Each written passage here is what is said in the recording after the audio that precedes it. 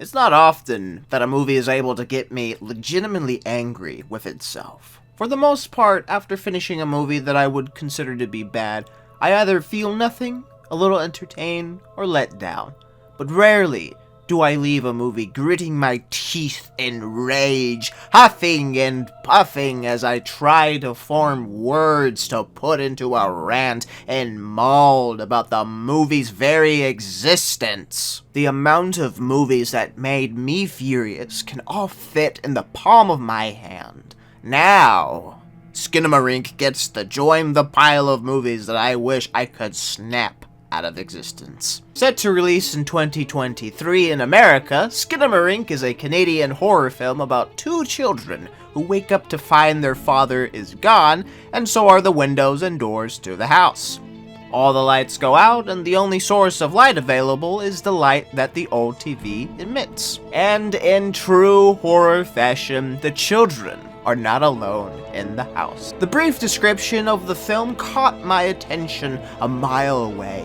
It's simple yet unique enough that it can exist amongst other horror films. But this man right here was the reason why I got so hyped to watch Skinamarink. Now, before we go any further, I must remind you that when watching someone's review on really anything, their opinion is not law. It's all subjective at the end of the day. I even need to remind myself of this truth from time to time. So no legitimate hate towards the dude, I simply don't agree with his opinion. Alright, now that we swallowed that pill, let's get back into it. I like to peruse around TikTok to find some movie recommendations that people on the site propose. If it wasn't for this guy, Skinamarink would have gone undetected on my radar. A goddamn shame that would have been. But yes, this video convinced me to watch Skinamarink since I was under the assumption that it would be a banger. Some of the things he said in the video that sold me on Skinamarink were, a lot of people were getting the shit scared out of them after watching Skinamarink. Alright, off to a good start.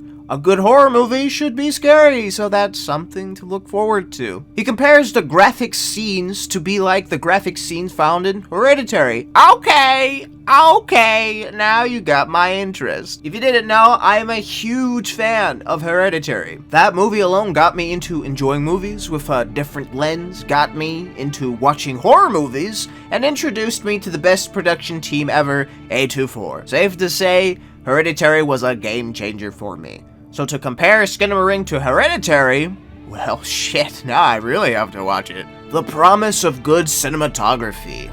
Love me some interesting angles that make me go, whoa. He said that the movie had some unique angles not done before in other horror movies. New and interesting shots, you say? Don't mind if I do. The trailer for Skinamarink also played a part in making the film desirable for me. It was eerie. It was dark. It was that right amount of unsettling to get me to have some goosebumps while watching it. It didn't say or show much, so of course that's gonna cause anyone to be curious and start asking questions. To be fair though, if you didn't read the description of the movie, you wouldn't have the slightest clue what the movie was about. But since I knew what it was about, since of course I read the description, I knew what the trailer was trying to show. So with the hype that Skinamarink was gonna be the next Hereditary, I got in a call with a couple of comrades on Discord, and we watched the highly anticipated Skinamarink, and holy shit, I have never felt such relief and overwhelming joy that a movie was finally over. Not because it was horrifying to the point where I was shitting my dick and calling out for my mommy. No. I was thrilled that the movie was over because it was horrifyingly boring. I felt lied to, betrayed. Even the man with the beard led me off a steep cliff. Thinking about this fucking movie again is making my face glow red. I shit you not, the first 30 minutes of the film, nothing happens. The movie is roughly around 1 hour and 40 minutes long, so the first 30 minutes is a slog to get through. I get that some movies do have an issue of this takeoff phase, but it usually goes off after 5 or 10 minutes. But Skinamarink has its ass sat down on the runway for 30 fucking minutes. 30 fucking minutes! And when it finally decides to get up and take off, the rest of the film has some of the most anticlimactic moments of suspense that I've ever fucking seen. The movie has you believe something is about to jump out of you so you can tinkle in your big girl pants. But to our disappointment, 9 out of 10 times, nothing happens. It felt like I was being left on red by a fucking movie. And when it finally decides to give you a spook, you're just left sitting there thinking, was that supposed to scare me? I found myself laughing at most of the jump scares from how horribly executed they were.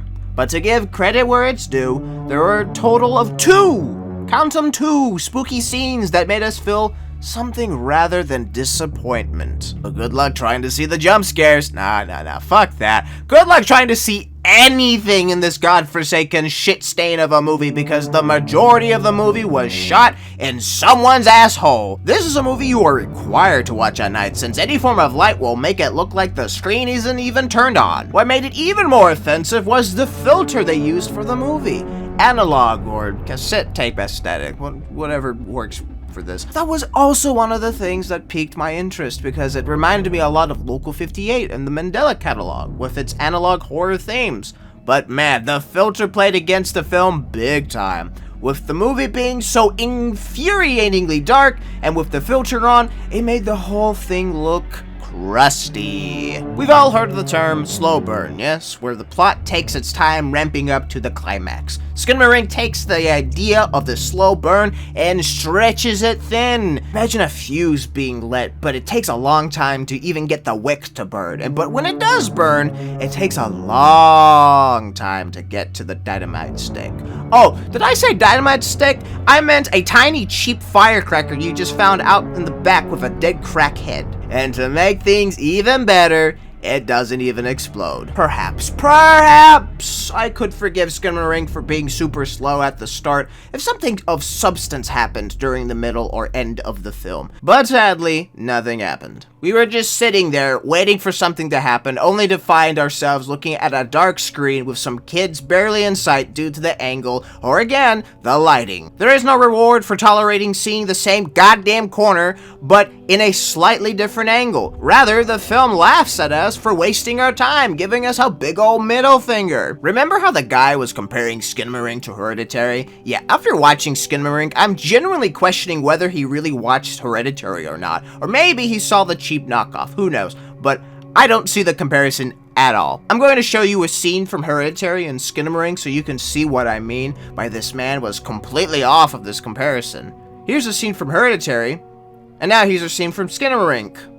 Yeah, I rest my case. As for the promised fresh and new cinematography for the movie, I can say that there was one scene in Skinamarink that was interesting to see cinematic-wise, but it was towards the end of the movie. It was not worth it. No, sir, it absolutely was not. I felt like I was watching a Google Slides presentation rather than an actual movie with how it was filmed. Still shot after still shot, filming the same goddamn corridor and then wall over and over again. I thought they were just setting things up at the beginning, but no.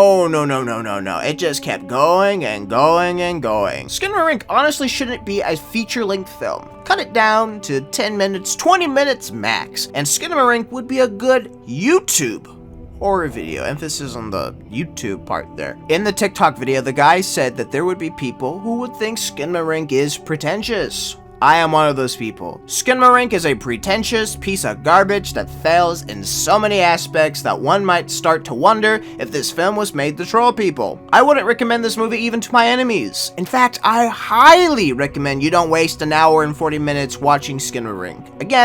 Again, it's my opinion on the film, it's not biblically law, but goddamn, you better have some strong arguments to make the case that Skinamarink is actually a misunderstood gem, because how I'm seeing things, it's not. It doesn't even come close to it. I'm gonna go lie down and try to huff some copium. Thanks again for watching the video, Merry Christmas, and I'll see you all in the next video. Goodbye, for now.